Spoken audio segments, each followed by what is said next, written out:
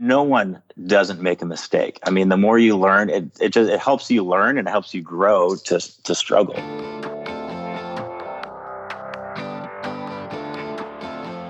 Hey, my name is Felix T, and I'm the host of Shopify Masters, a weekly podcast powered by Shopify, the easiest way to sell online, in person, and anywhere in between. Each week, we invite entrepreneurs like you to share what they've learned growing successful e-commerce businesses. In this episode, you'll learn how to educate your customers so they're confident to make a purchase, what happened when they got featured on a viral website like The Dodo, and what happened when they did an as seen on TV commercial. Today, I'm joined by Tyson Walters from Shed Defender. Shed Defender is a lightweight onesie that contains pet hair, reduces anxiety, and can replace the medical cone for your dog. Shed Defender was started in 2016 and based out of Irvine, California. Welcome, Tyson. Hi, how's it going? Good. So excited to have you on. So where did the idea behind this onesie for your dog come from? You know, everybody always asks that, but if you knew me and if you knew my dog, you would know. So I have a St. Bernard, Harley, and she just sheds nonstop. I brush her every day, and still there's hair that comes flying all over the place. So she was the motivation and aspiration behind the whole product. Did you have experience creating before this? No, not at all. When I first designed it or even came up with the idea, it was about 2010 or 2011, and I was just graduating from college, so I had no background in any of this. Got it. So no background, but you wanted to create this initially for your own self, or did you see it as a business opportunity before even creating it? You know, I feel like I've always had an entrepreneurial mindset, but it didn't start. It started just to fix these problems, mainly in the car. No one wanted to ride in my car. It was a mess. And I bring her everywhere too. So it was mainly just to make my life easier and to hear other people complain less, because there's always other people complaining about it. So it was mainly just to kind of fix my needs. And then it kind of got bigger and bigger and bigger after that. Got it. Okay, let's talk about that. Let's talk about you developing this, initial prototype for your own use case. How did that happen? So I moved home from college and I had the idea. There's nothing on the market. I used everything from blankets in the back seat, but she'd shake, roll down the window, and there's hair flying all around. So I actually had my mom start sewing the first prototype, and a couple months of that, we had the basic idea. And then from there, I hired a seamstress off Craigslist. And then slowly but surely, we eventually just kept making new prototypes, testing out different fabrics. And from the first prototype to what it is now, it is drastically different. It's pretty funny. Yeah. So when you hired this seamstress, was that when you were already thinking that there was a business opportunity, or when did that kind of kick in? Yeah, so it kicked in once I had the basic first prototype and it kind of worked. I kind of knew I was onto something. So that's when I figured I should probably just take it to the next step, because it was pretty cheap. I didn't have much money to go on, but I figured, why not? My parents were behind me. I told a few friends and they thought it was a great idea. So that's when I realized it had potential. But I didn't ever realize, at that point, I didn't realize it would be as big as it was until I actually had that kind of final working prototype. And then I realized this could be a game changer. Got it. So when you were testing the market, what were you doing? How did you determine that other people saw the value like you did? It's mainly one of those stories. I'd use it whenever I had people over. So I live with my parents, actually, and my mom hates the hair. So she would make Harley wear it all the time. And when their friends came over, my friends came over, they asked, what is it? Because everybody sees it. Nobody knows what it is. A dog in a onesie, they're not too sure what's going on. And so once I explained the benefits, everybody was, always like, oh my God, I want one for my dog. So it's just like family and friends, right? Take her to the dog park or walks, and everybody would, ask what it was. So it's one of those things where I was like, okay, I can start making a couple for some friends and family members and kind of see where this goes. Right. Okay. So you were going through these iterations of prototypes throughout this process, and what were you trying to solve? What were the issues that were coming up that needed for further iterations? For the use case for the product? Well, just because you mentioned that the first prototype compared to what you have now is vastly different. Like, what were some things that you discovered along the way that you had to keep on improving? Mainly it's hard to fit dogs because one, every dog is different shape. So, I mean, as of now, we have 9 sizes and that still doesn't fit every dog. So we use my dog as the base, the model, and then graded the sizes down. But it's tough. The back legs have to fit right. The front legs have to fit right. We have a zipper that runs from the chest all the way down to the tail. So it's easy to get on and off. So we use buttons, we use Velcro. We finally chose on the zipper. That was the best bet. A lot of different variations. And then the main thing, once we got down to kind of getting the sizes and everything, was the fabric. We wanted to pick a fabric with the main goal is not to make the dog hot because they're fully covered. So we wanted to make it safe and comfortable. So we played around with probably 20, 30 different fabrics, from mesh netting to, all the way to cotton to this. And we ended up using this athletic mesh fabric that ended up now is kind of our proprietary blend called Shed Tex. And it's actually eco-friendly recycled fabric. So it's made from recycled plastic water bottles, recycled polyester, and spandex. So it's ultra premium, lasting, durable. And we get it from one of the biggest manufacturers who make athletic materials. So between the first prototype and then what you would consider a final prototype before you were able to or ready to go to market, how did you know that you had something that was ready for market? I mean, other than the sizing, which you mentioned that even at 9 sizes is not enough to fit every dog. But other than that, how did you know you had something that was ready to go? Once it finally, fit all the dogs, I knew some people had interest. It worked. I would show vets, so I was comfortable that it was, safe and comfortable. And I didn't really know for sure it was going to go anywhere. I would go to animal shelters and actually try it on the dogs for fittings and sizings.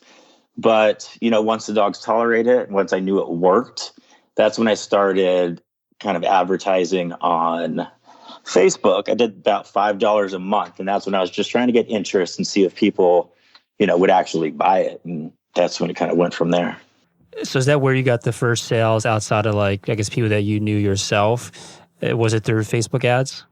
Yeah, correct. So Facebook ads. And so I get a lot of comments and a lot of feedback from those ads, but I'd probably sell, I think it was online, I'd probably sell about 2 to 3 a month. So I just had one seamstress who could make them, as the orders came in. And that's how we operated. It was more of a passion project, for about 1.5 years until 2016 came up. I got it. So you were getting lots of comments and feedback throughout this. Was it things that were informing the product or informing the marketing? What kind of data did you get from these ads? It was mostly people not knowing what it was. And at first we had a lot of backlash because people thought it was a permanent solution. People thought you put it on your dog and leave it forever so your dog doesn't shed. So there's a lot of negative comments, people being pretty mean and trolling, not understanding that it's situational use, and things like that. So it took a while to get over that and get the messaging right to come across to the customer.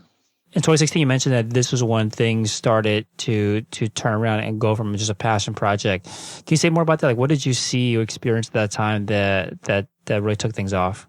The one thing that took off, it pretty much went viral overnight. One person wanted to do a review. They were from the Dodo, and they do Facebook and Instagram. They're all about pets and animals.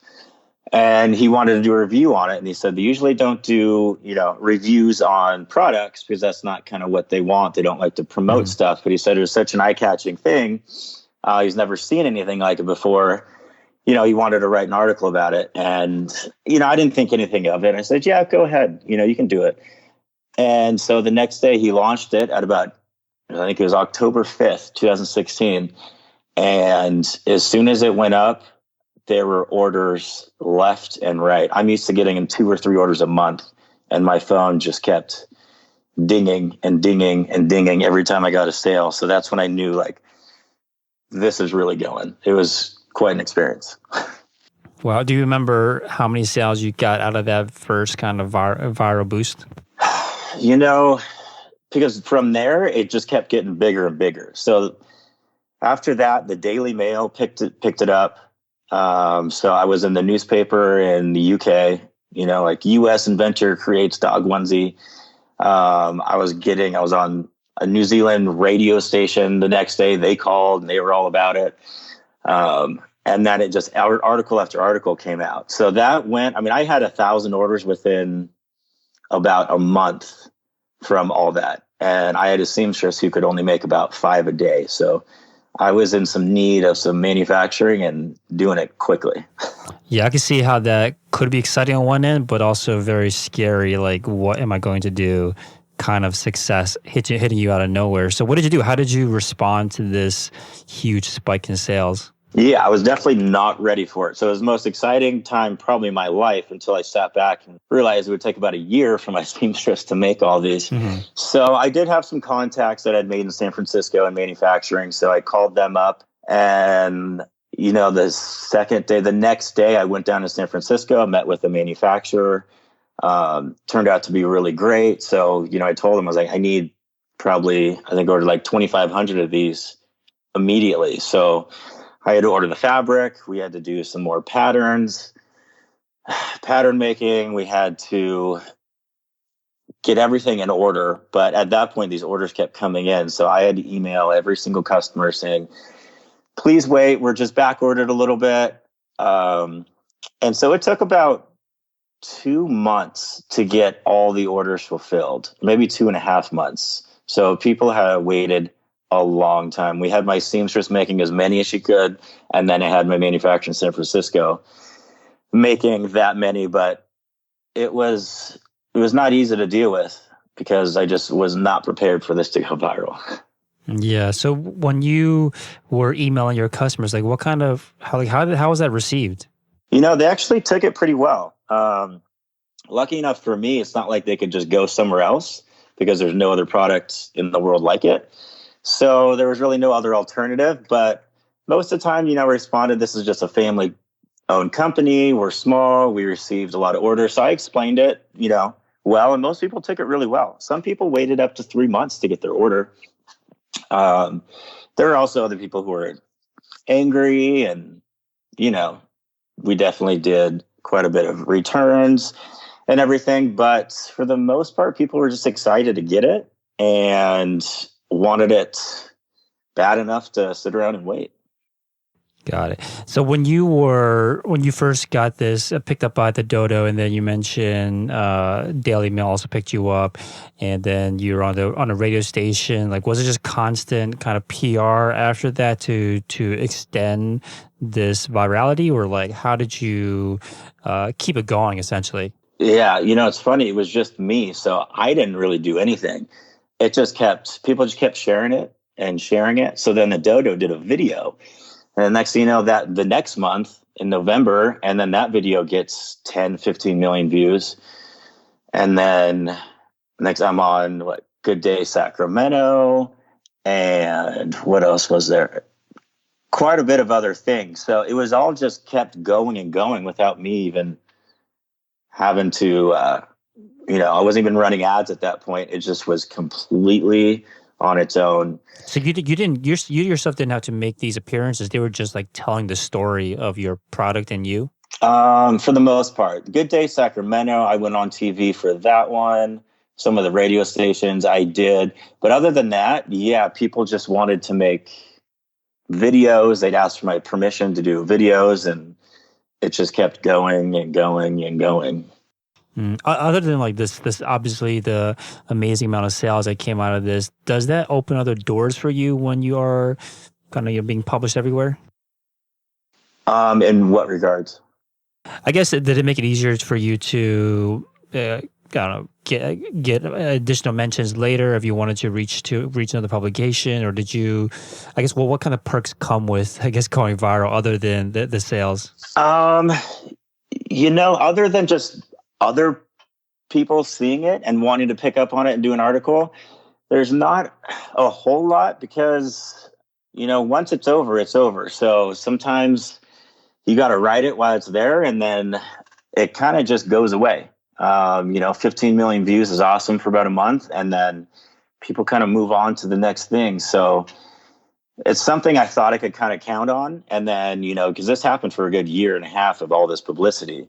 But afterwards, you just got to really focus on the business and the business aspect, and then advertising and marketing on your own. Right. So do you remember the day that it has happened kind of drastically where things just started to dry up, or was it more gradual than that?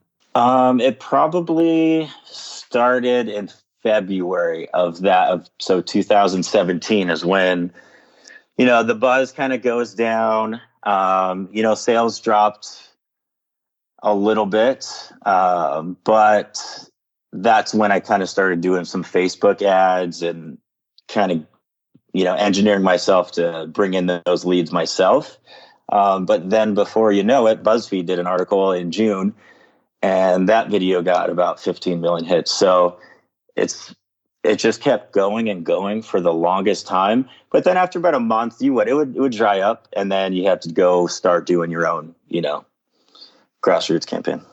Right. Did you feel like, what was your feeling at that time? Because I could imagine if you're banking on this and then all of a sudden it goes away, even though it came back a little bit after, but that moment, that day where you realize like, oh, I can't actually bank on this, you must have felt like, oh crap, can I repeat this? Can I repeat this success? Or am I just going to, my sales is going to dwindle, my company's going to close down? Did you feel any of that kind of anxiety?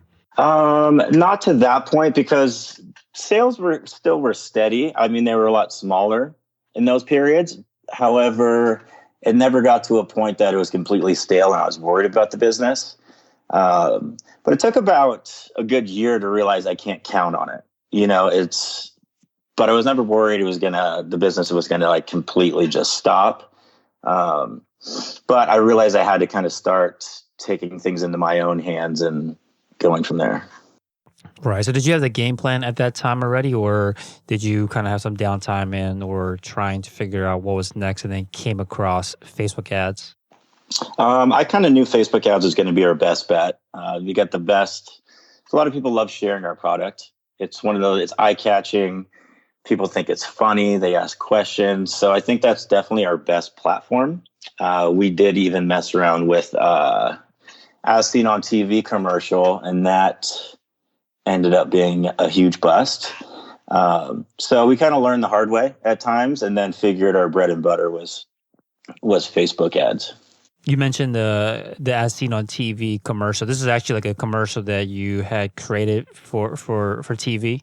Yeah, it was an infomercial. I'm going to leave out all the background information. It was somewhat of a scam with this one company. But yeah, so they did an infomercial, and then it airs so many times. But, there's certain things they don't tell you, that you need to put a lot of money into TV campaigns and this and that. So it ended up kind of being a waste of money. And then we kind of realized how our product's sold is it's not necessarily real impulse buy. People kind of have to be educated on it.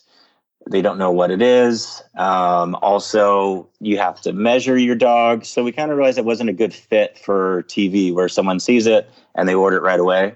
There's a little bit of a thought process that goes along with it. So Facebook ads is better because we can get it to them, engage them, retarget them, and kind of go through that funnel.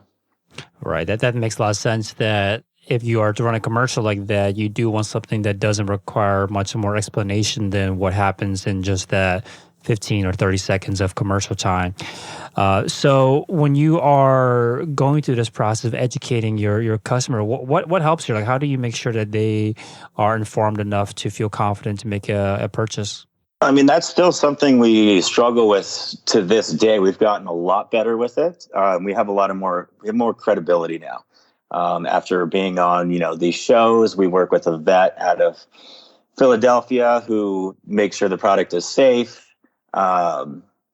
So that helps. And then just spreading the message in our ads and telling more of a story, illustrating things better on our website. There's a lot of different ways to go about it, but it still comes with explanation. But people are starting to get the idea And we also have other case uses that we can tell them too, because when I first created the product, it was just for shedding. But after we started selling a lot of these, people kept saying it helped with anxiety. So we started to explain that aspect. And then we had a lot of vets who wanted to sell it to replace the medical cone. So that's one big push we're going through this year. So explaining like this many use cases is just hard to get it in to one little ad. So we're still trying to get the message across, but people are retaining it a lot better. What do these ads look like when someone's first getting exposed to the product for the first time? Like, what's the message that you want to get across? So the first and foremost, we get, obviously a good picture is always good, because that's going to be the first thing that someone kind of, it hits them and they want to know what it is. So we emphasize the shedding. And then we kind of have different ads. Some are kind of fun and quirky. Some are more just informational. Some give a background to the story. So we want to give, we kind of state the problem and then that we have the solution. And then as it funnels down with, engagement and retargeting ads, we can kind of get a little more specific. But mainly just showing the product is one of the biggest things, is people enjoy seeing a dog in a onesie and then they're kind of interested in looking. So the shock factor is good. So they click, and then hopefully our website can explain enough to them to actually convert them. Got it. So the shock factor to hook them to get to your website to explain more, and then you mentioned you can get more specific in your retargeting ads. I think this is an important topic because there are other listeners out there that have products that do require explanation. But the way that you're telling me, it sounds like you guys are not just educating in the ad and on the site, but you're educating in the follow-up ads and the retargeting. Can you say more about what you mean by getting more specific? Like, what kind of things do you try to cover as you get more specific? Yeah, so with the retargeting, it's nice. So we know they've been to the website or at least engaged in the ad. So from there, we either, because retargeting is actually one of our best assets because people come back. Usually it takes 2 visits for a person to buy the product, typically. And so we just give another either benefit or think of a question that they might have been thinking to throw it out there. Another picture, anything to give them a different look at it, and to bring them back is important to us. And then hopefully we capture their email for abandoned carts. We can get them that way, give them discounts, or whatever way we think we can convert them. God, it makes sense. When it comes to the pricing, I think I see here is the main product that ranging from $40 on low end up to $60 for the largest size. Maybe I'm missing the different styles, but basically that's the range. How did you come up with the pricing for your product? I did a lot of. At first I polled friends and family members. How much would you pay for, a product that did this? And kind of got a general idea. And then once I kind of had pricing from my manufacturer and how much I knew it costs, I stuck with that. And so it's based on sizes for us, because the fabric is one of the most expensive parts of the product. And from the mini, it uses, a fraction of the fabric of like our biggest size, the giant size does. So we had to scale it appropriately. But it works out. It actually works great with our margins, and it's tough, and I always figured it's always better, I believe, to definitely start higher and go down than start low and realize you're not making the margins and go up. So I left some wiggle room, but in the end, I feel like it's fairly priced for a product that's going to last a while and give you actually, a real benefit, compared to just normal dog apparel or something else. I think it's well worth the purchase. Okay, so I want to jump back to the education things. I think this is a important topic. So what were some of the main questions that people had when they first, or I guess people have when they first come to your site or first learn about the product? At first, people would always ask, does it make the dog hot? That's the number one question, because they see the dog's fully covered. And so those are something we address immediately, but the fabrics, lightweight, breathable, athletic mesh, doesn't retain much heat. So they stay cool and comfortable in it. So that's the main question they have. And then, to say we work with a vet, try and get any credible factors we have. It's been ran across many vets. They actually recommend it now. And we put that wording out there. So a lot of people see that now, and the question has definitely subsided quite a bit. So how do you answer that question about does it make the dog hot? Like, is it just wording on the website, or what are some ways that work well to explain questions that your customer might have? Wording on the website, and like I said, we have a little, our vet has a little testimonial on it too, explaining this, and then explaining the fabric, what it is, the composition, so the customer understands that, we created it with this fabric so the dog doesn't get hot. It's also for the shedding. So the dogs are supposed to more or less wear it in the house, the car, inside, not outside in 100-degree weather. So explaining the uses and why it's used helped with that as well. You've experimented a lot and have made mistakes along the way. Can you talk a little bit more about that? Like, what are some of the mistakes that you guys have made and learned from? In regards to any mistakes? I guess particularly with Facebook ads first. One thing, you definitely can't expect to see return on ad spend immediately. It takes time. You have to learn what your audience is. You have to learn if they're converting. There's a lot of different aspects. So it's time. You have to be patient with it. Second, also, is you can't just throw a bunch of money out there thinking you're going to make money in advertising.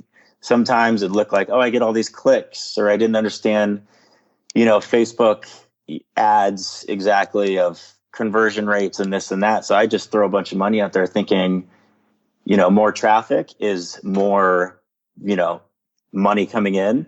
But without a good conversion rate, you're just wasting that money. So finding qualified traffic is definitely the key to Facebook ads.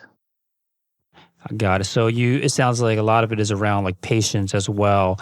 How do you, when you are launching these campaigns, how do you, I guess, measure or determine who is your audience, especially early on for you? How did you determine, what were you doing, I guess, to learn about who is really your customer? Yeah, that's a good question, because I didn't really know who was going to buy it. So one good thing, Google Analytics really lays everything out for you. So after kind of analyzing that, for us, we learned it's almost 75% of our clients are women or customers. And then from there, you kind of look at like what sells best, sizing too. So you have to kind of cater to that. So Google Analytics helped us with that. So a lot of our ads, a lot of our stuff, we kind of realized, okay, if women are the main buyers, let's, give them something that they can kind of respond well to, and not necessarily, sometimes we don't even advertise the men for certain stuff, but it's still good to keep everyone involved, but we just have emphasis on, putting it in front of more women. Oh, got it. So like 75% of the people that are visiting, and I'm assuming that are purchasing. Well, actually visiting and purchasing, it actually is, the ratio stays the same. Got it. It's an important point though, that people that might be visiting might be 50-50, but then if the women are the ones that are purchasing, and at the end of the day to have a sustainable business is about who's making the purchases, you want to focus on advertising to women. So with that in mind, what does that mean? Does that mean like showing more women with dogs in your ads? Like, how does that actually play out? Yeah, so sometimes it could be a color thing. In our ads, we might have a certain color print in there, or, have, a woman in the ad. We haven't gotten too specific with that, because we don't want to necessarily leave out men, because now we know it's a market it could be growing, or we could try and capture that audience too. But just whatever we do, we kind of think, even the website and everything, sometimes we keep in mind that knowing 75% are women, it's something to always keep in the back of our mind. So it's one of those things where you kind of have to go into it knowing that you're going to lose money, but to learn, just kind of spend money on men and women at first, and then find out that, okay, we probably should not spend as much or maybe at all on targeting men because they're not buying as much, they're not converting as well as women. So is that a part of it too? Just kind of having that patience and being willing to lose some money at first? Slightly. I mean, you have to have, your test phase of knowing exactly who your customers are and, who your best converters are as well. So the age goes with it too. Our best age group, our bread and butter is between 25 to 45, around those numbers. So we stick to that too. Anything younger, they don't really convert. And then, so we put, if anything, our more specific targeted ads in that age range, put more emphasis on that if we can. Got it. So I think what you're alluding to earlier was that there have been other mistakes. Obviously, anyone that's in business or an entrepreneur has made mistakes. What are some other ones that you have made that maybe you might have thought that, oh, this might actually like be pretty impactful to our business? Well, one was the infomercial. That didn't work out that well. The other one, trying to think here. I'll have to think about that. We can get back to that question. Okay, sure. When you do kind of encounter these mistakes, or maybe you can think of a specific one, how do you recommend others that might have made like a big mistake? How do you recommend that they kind of recover and learn from the mistakes that they've made? That's a good question. One, you just have to figure you're going to make mistakes. Everyone makes mistakes, and learning from them is actually going to help you grow your business if you do it right. One big mistake we had is choosing where to manufacture. We did a manufacture run when we first went overseas. We did half in China, half in Guatemala. The Guatemala product came back defective. So I had 5,000 units. That was 2 to 3 months late and would fall apart. It was a disaster. So luckily the Chinese product came in and it turned out great. And that's who we stick with. And we've had no issues with them. So you really have to do your due diligence, find out who they've worked with before, find their referrals, and go through there. But even though, be prepared to make a mistake. Make sure you have extra money to make up for this. Always have a backup plan, but don't get too down on it, because no one doesn't make a mistake. The more you learn, it helps you learn, and it helps you grow to struggle. Sometimes you get knocked down, you get back up, and now I have to be more diligent in this. I have to really make sure I don't put, all my eggs in one basket. You just have to keep learning and learning. Hey, real quick, if you're enjoying the show, please leave us a review on iTunes and let us know what you think or what you'd like to hear more of. Now, let's get back to the interview. Got it. So you guys also have made it on Shark Tank. So tell us about that experience. How did you guys get on? Yeah, Shark Tank was great. It was definitely a nerve-wracking experience. So we had got reached out to, it was last January. And so we ended up, sending in a video and going through the whole process and all that stuff. And we were lucky enough to air last October. And so it was great. We got to deal with Lori on TV. And then eventually we parted ways. We figured for both parties involved, it wasn't a good fit. But it was a great experience. We got great exposure. You have great sales for a little bit thereafter, and it's good credibility. So a lot of people see us on Shark Tank. We can say we've been on it, and people are like, oh, that's pretty cool. You guys, must be a legitimate company. So it definitely helps. And I know that they might show like 5 to 7 minutes, but the actual pitch lasts much longer than that. Were there any questions that you guys weren't prepared for? Like if anyone out there is going to pitch to investors, or are there certain things that you would recommend them really study up on? Yeah, you're up there for quite a while, and they, cut it down to a short time frame. But we were over prepared, which is great. My sister-in-law, who is VP of marketing, she was on us every day to practice, practice, practice. We had friends and family members pretend to be the sharks and go through the whole thing and go through our pitch and ask questions. So we were pretty prepared. So we actually didn't have any questions that we couldn't answer or anything like that. But a lot of other people definitely don't. You have to expect every single question to be asked. It kind of helped us learn our business too. We had to forecast, we had to do this, we had to look at all our numbers and go through everything. So it helped us look back and understand our business a little bit better and our financials. So preparing, we watched the show and just, wrote down all the questions they've ever asked. Even if you don't think there's a small chance they might ask it, we still found an answer, and we're prepared to go with it.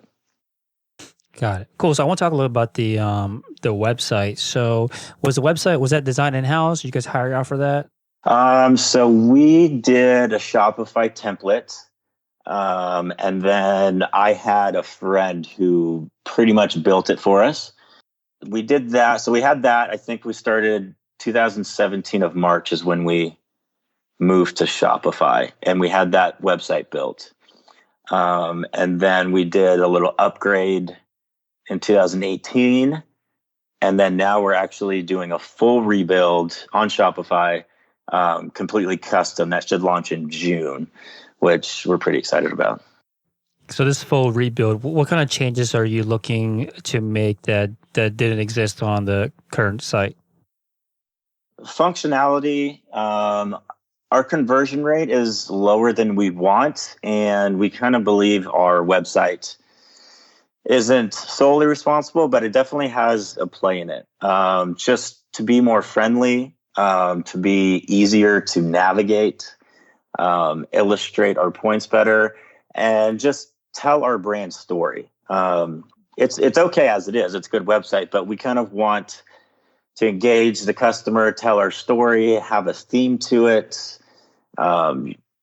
just have it one cohesive piece, and make sure the mobile aspect is good. Most of our customers, like 70-something%, visit us from their mobile phone. So that's a huge part, is making sure everything works. You can quickly order, check out, and have no issues with it. So that should be a huge help for us, I believe. Got it. So a lot of it is around increasing the conversion rate, and you mentioned a couple of things. First is a navigation. What kind of changes do you want to make here to make the navigation easier? Just have everything simple. It's just have a couple clicks, and you can get it in your cart and purchase and go. When people have to click too many buttons, when they have to input too much information, just the easier, the better. It's terrible when you see you have, you have a lot of people who abandon their checkouts. You have to ask, like, why? What's the point? Why did they go all the way through the checkout process and leave? And, sometimes we look back and go through it, and it's like, we asked them to do this. There's a little, they can't see exactly how much they saved in this. Does this coupon work? Just all these little tidbits that someone might say, screw this. I'll go somewhere else. I'll go on Amazon and buy it. There's always something. So, you always got to put yourself in the customer's position and think, would you like how this site is operating? So one thing I noticed on the current site is that at the very top, super visible, is a bar that says free shipping and 30-day risk-free trial. What made you guys choose to put those two pieces of messaging so prevalent? So two things. So since we do sell on Amazon, it's kind of slightly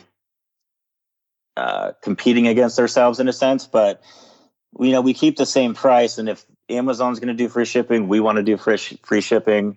I believe that's a big thing I personally hate when people charge for shipping, especially it's just, especially if some people charge $5-6. It's just an expense I don't want to deal with. So I think that lures the customer to us. Also, we want to convince, when we first launched, it's still a product of like the person's unsure about it. They've never seen it before. They don't know how it's going to work, this and that. So to convince the customer, we believe in our product. It's a quality product. You will like it. We have to give them every chance and every thought, like, to make sure they get that purchase. And if not, we send them prepaid postage and take it back. It's just the risk we need to do to get brand awareness, get the product out there. We just thought it was an important aspect to do. What about apps? What kind of apps do you use on the website or even off of Shopify that help you run the business? So one of the main things is our review system. I think that's huge. People want to see other dogs in it. They want to hear feedback. Does this actually work? It's, all that stuff. We believe is a big thing. So we use Yotpo for that, and that integrates with Shopify well. The other thing I do, Google Shopping. That app works really well. Put your product out there on Google so people can see it with a picture and all that. And then whatever email service you use, we did use MailChimp, but obviously that relationship has ended with Shopify. So we're actually switching over to a new one. We have a couple going now. We haven't selected which one we're actually going to use yet. Awesome. So I'll leave you with this last question: is what would you say was the biggest lesson that you learned, or that the company or the founders learned from last year that you guys want to make sure you apply this year? Keep making your product better. I mean, one thing, I'm a big believer in, I'm a perfectionist. So you want to make sure your product is perfect. If there's an issue, you fix it. I mean, that goes along with customer service too. The product, if it's good, you're going to have less customers being mad. So we put a huge emphasis on customer service and having our product be perfect. So no matter what, we back up our product. If we ever have any issues, we fix it.